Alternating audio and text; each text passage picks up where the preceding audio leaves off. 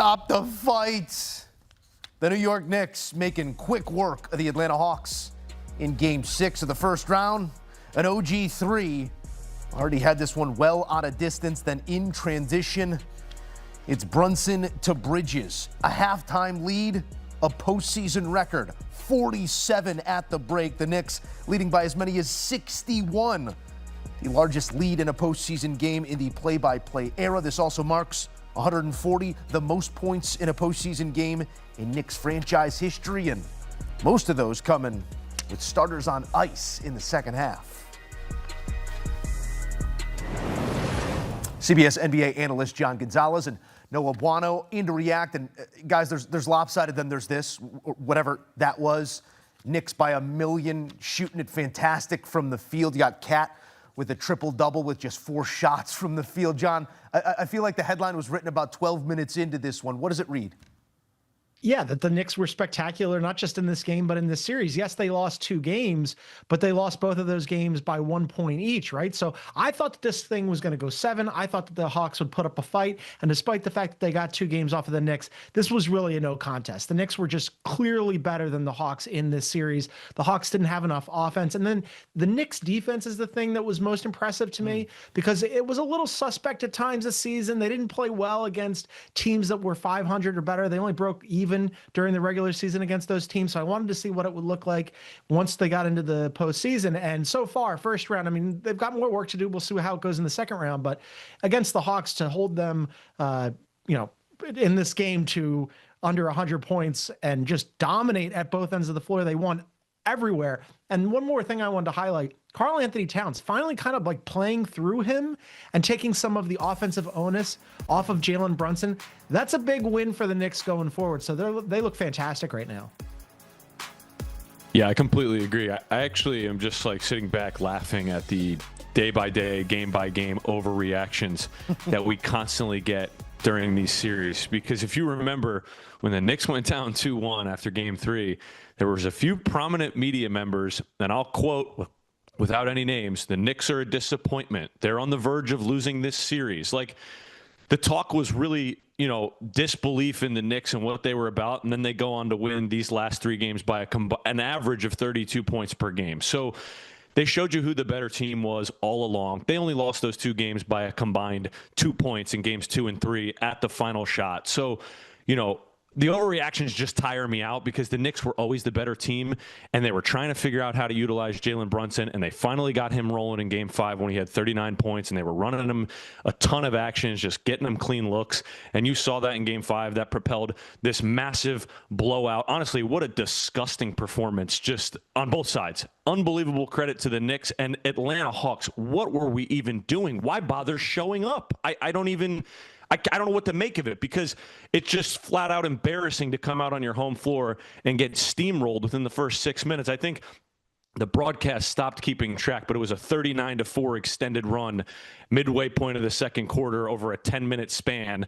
And at that point, there was no hope. So just a brilliant, brilliant performance. That's the prime example of a high-level team playing the best of the best that they can play versus another team just self-combusting right in front of us and just ultimately could not compete with a New York Knicks team that has title aspirations. All sorts of numerical history coming out of this one, including that 47-point advantage at the half. Noah, to your initial point there, the general consensus or the broader conversation will no doubt move the bar on these Knicks once again. And I do want to push them forward. Before we do look at their Eastern Conference semifinal outlook, let's close the book on the Hawks here. They seem to close it on themselves here through about 10 minutes of this one.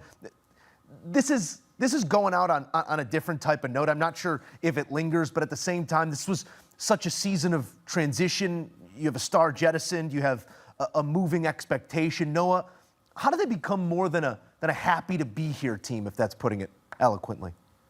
Yeah, I think you're onto something, because they did have these, big changes in the middle of the year, getting rid of their franchise player, Trae Young, kind of leaning more into the Jalen Johnson system and this defensive identity, bringing in Nickeil Alexander-Walker and the year that he had. I mean, let's not forget they drafted Zachary Richichet last year, first overall, he was nowhere to be found in this rotation in the regular season, and let alone in this postseason. So, that's a little concerning. I do think they do have something to hang their hat on. They should be happy with what they achieved this year, being a top 6 team in the East, not being in the play-in. That's a big deal for the Atlanta Hawks, given that they've been in, the play-in every single year, if not making it at all. But, ultimately they have an aging number 2, number 3 type of option in CJ McCollum, who had 2 really, really fine games in this series. And then you saw, run out of gas, run out of steam. But Jalen Johnson is a superstar, or has superstar potential, I should say. He really, had a coming out party this year. He's going to be on one of the 3 All-NBA teams, probably 3rd in most people's ballots. And he's a bright spot that they really can lean on in the coming years.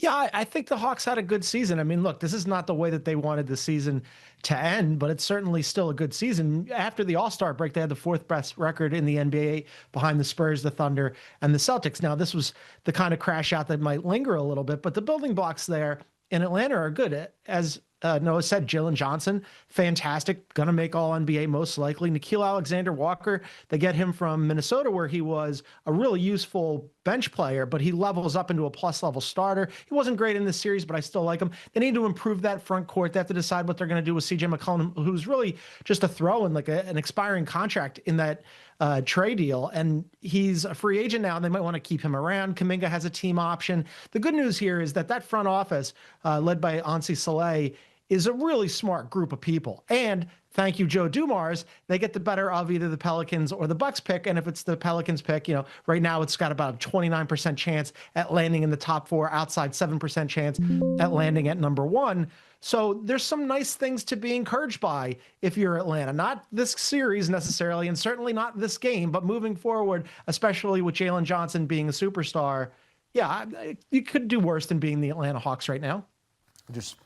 I hope that little Boosie's okay. I know we're all thinking of him. I Knicks don't. play on to a familiar place. A 4th consecutive conference semi here for the Knicks. But in some ways, this feels like a movie we've seen time and again before as well, fellas. John, what, if anything, did this series reveal about the Knicks that feels a little bit different that they could take forward with them?